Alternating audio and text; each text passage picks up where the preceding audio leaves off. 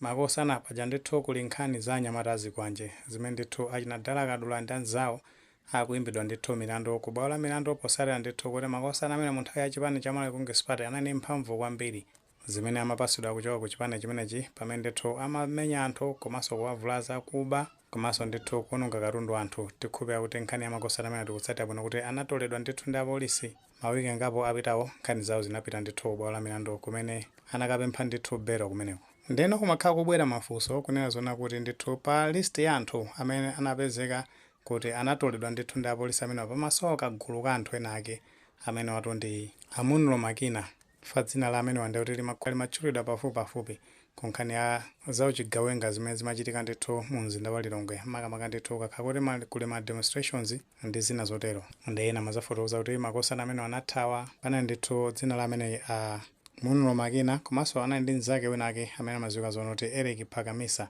Tikupeza kuti makosana amene tiwatsala bwino pakati paso zinazamveka nkhani zonena kuti Eric Phakamisa anathawa kuthawira kuti chakwansundo uko ndimene ndithu zimamvekera nkhani zimenezo koma zinalibe ndithu umboni weniweni. Ndezi kuoneka ndithu kuti ku Homeland Security kumeneko paja kuli Norman Chisale amene ali deputy minister komanso ndithu kuli Peter Mukito amene ndithu ali nduna kumeneko.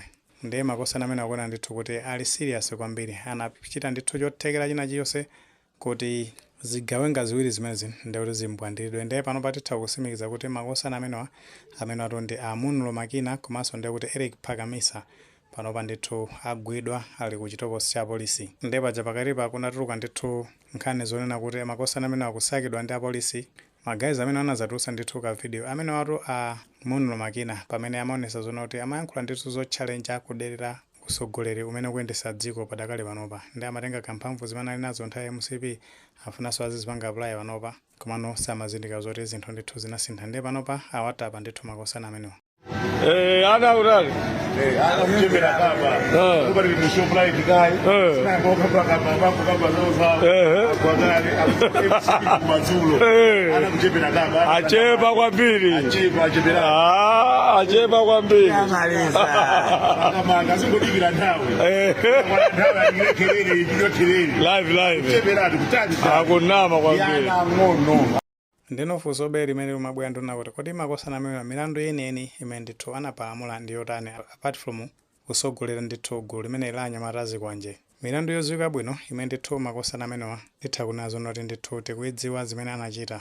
Panali pa 1 May chaka cha 2025 munthu amene achipani cha Ford mosogozedwa ndi mtsogoleri wake amene watu ndi Enoch Chihana amene tu ndi second vice president padakale panopa ankachokera ndithu ku area 24 kumene kunali maliro. Ndipo tenga ndithu kuti inalinso nthawi yoti yoyandikira ya kampeni ndiye kuna ndithu ma political violence amene amachitika mosogozedwa ndi makosana amenewa achina Amunro Makina amene ndithu amaoneka zoti amapangidwa sponsored ndi ku chipani cholowa mu nthawi cha Malawi Congress Party. Zinapezeka zona kuti amenewa achihana ndi gulu lawo akudusa mu Mchesi paja Amunro Makina ndi wa mu Mchesi. Tikupeza kuti kwa amene timakhala ku Lilongwe tikuntsata bwino mkulu ameneyi makaso ndithu ni mbiri zake zoyipa zimene amakhala akuchita mkulu ameneyi chifukwa ndi anthu ambiri amene amamudandaula kwambiri. Ndiye pa tsiku limeneli chimene chinachitika nchona kuti amene achihana ndi timu yawo atafika ndithu mu Mchesi imene paja amagulitsa mpunga paja tikupeza kuti pamene amakhala ku Lilongwe pamene ponso tikupadziwa bwinobwino.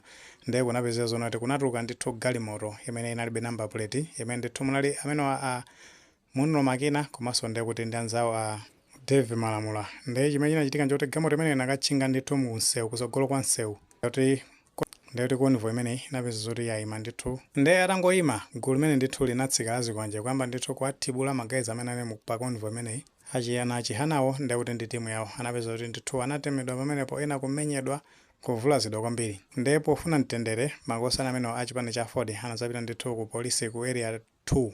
Ndiye atazakadandaula nkhani imeneyi kutchulanso mayina a anthu amene anapanga zimenezo komano ku polisiko palibe china chonse chimene chinachitika. Komanso zimamveka zona kuti makosana amene analondolanso ku polisi komweko kumakaopsezanso magayizi a Ford ku polisi komweko. So you can see mphamvu zimene ndithu anali nazo makosana amenewa. Ndiye paja kape wina nduja ndithu wavala maski kunyamula nkhwangwa ndi zichani kumaopseza kuti afuna kuthana ndi Norman Chisale. Zinthu zokhazokhazo zimene ndithu sizifunikira mu dziko. Anthu ngati amene asakuyenekanso ndithu kuti asungidwe ku dziko amene ndithu apite azikapyerera ndithu ku ndende kumeneko ndi kutentha kumeneko akuyenera ndithu kuti akhale ndithu kumeneko maka anthu ena ake aphunzire kuti khalidwe limene silofunika ndithu mu dziko. ndeno polisi ikunazo kuti kufufuza bwinobwino kuti apeze ndithu ma details a milandu imene ndithu makosana amene amakhala kupalamula ndi cholinga choti akapita nawo ku khoti kumeneko ndithu akatchaje formally milandu ndithu imene anakhala kupalamula makosana amenewa. Ndiye paja tinatsatiranso bwino maka milandu ya makosana ya Chinadala Kadula kuti bwalo la milandu litapasa ndithu belo paja anapasa belo komano zinapezeka zonena kuti tsiku limene anapasa belolo kuti atuluke analephera chifukwa chonena kuti kumene amalandira ndalama ku maofesi tunde kuti akumeneko ku accounts ya ku Lilongwe Court anazapeza zoti anthu ndithu anataweruka ndi amazauza zoti malo ake ndipo ndithu akalipira ndalama zimene achaja kumene kuma 500,000 akalipira ndalama zimenezo pamene ndithu amati awataya komano zidapeza zoti malo ake atawataya makosana amenewa kunapezekanso zonena kuti polisi inawatapa ndithu nthawi yomweyo. Nkhani zake nzonena kuti ndithu akuti anapalamula mu chaka cha 2024 ndiye tikupeza kuti ena tikutsatira kwanena sitikutsatira komano ndithu munali mwezi wa February chaka cha 2024 pamene chipani cha Democratic Progressive Party nthawi imeneyo chimafuna ndithu chichite msonkhano wake wodzungulira mizinda ya ku Lilongwe. Ndiye nthawi imeneyo ankayambira ndithu panali pambowe kumeneko ku Lilongwe. Ndiye makosana amenewo a DPP atasonkhana pamenepo kunapezeka zonali ndithu kunatulukira gulu limene la anyamatazi kwanje litavala mamaski gulu limene lachina ndithu Chinadala Kadula ndanzawa ndanapeza zoti atafipeza pene paja ndikuti kunali kuaphwanyira magalimoto kuamenya ena ndithu anavulazidwa kukhupira kuti nkhani zake ena tikudzitsata bwino. Komano munthu ameneja chifukwa choti chipani cha Malawi Sipata chinene mphamvu atafosedwa makapa zimene zinachitika adindo nthawi imeneja Richard Chimwendo Banda ndi gulawo kumene ku chipani cha Malawi Sipata anazanena zonena kuti amene wa chipani cha DPP anavulazana okhaokha palibe ndithu munthu wina ake amene anachoka ku chipani chawo cha MCP kupita ndithu kavulaza amene wa chipani cha DPP ndimene ndithu anayankhulira nthawi imeneyo.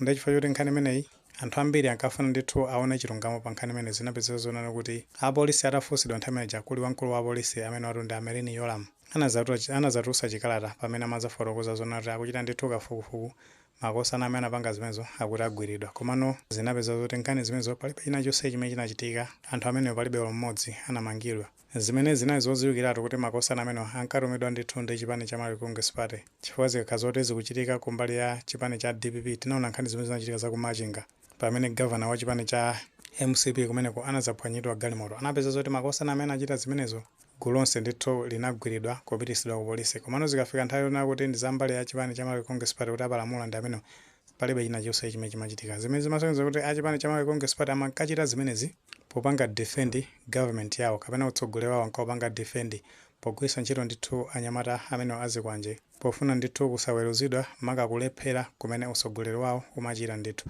Komano chimene amayiwala makosana amenewo anchonena kuti anthu andale amene amatuma amenewo anali ndoti anapasidwa mphamvu zimene amapasidwazo ndi andalewo ndoli nawonso andalewo mphamvuzo anangobwereka kwa aino ake so mphamvu zimenezo aino ake ndi Amalawi.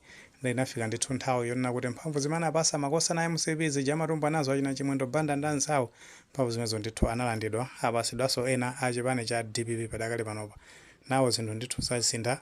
Makosana amenewa ndi amene ndithu akukumana ndi zinthu ngati zimenezi pamene tinaona pano kuti atuluka ndithu thukuta akusweta ku masero a polisi ena mwa iwo padakali panopa ndi kuti ali kumaula pakali panopa. Ndi chifukwa nthawi imeneyi anthu ankanena zonena kuti musakomedwe kwambiri ndi anthu andale amene akugwiritsani ntchito imafika nthawi yonena kuti milandu imene mukupalamula muzayankha nokha individually ndi zimene tikuziona padakali panopa kuti makosana amenewa ndithu akukumana ndi zinthu ngati zimezi. Muli ndi maganizo pa nkhani imeneyi pamene tikuona zoti polisi ndithu ikupitiriza ntchito yake yotamandika kumbwandira zigawenga za chipani cha Malawi Sipata zija ndithu zimene zinkapanga terrorize mu mzinda ndithu wa Lilongwe ndi madera ena ozungulira ndithu ku chigawo chapakati amene watonda kuti ndi Amunlo Makina komanso ndiye kuti a Eric Phakamisa.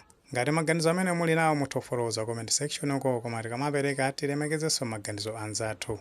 Sewoleo panga like video imene komanso panga subscribe channel chimene cha Fox Malawi News 18 ndicho ngoti nkhani zambiri zikamachitika ndiye kuti kufika kwake kuzikhala ndithu kosavuta.